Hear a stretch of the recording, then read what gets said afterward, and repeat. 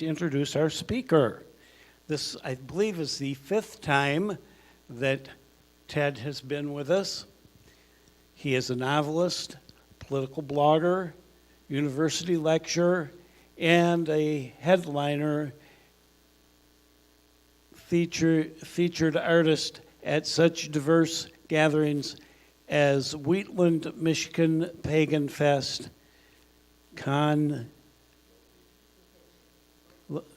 location, and will be in Cincinnati to tell stories at the International Steampunk Symposium, where he will be debuting the sequel to his young adult novel, Translation 2, as well as Absinthe, Alewives, and Alchemy, a true tale co-written with his wife, author, illustrator, Kate Herot.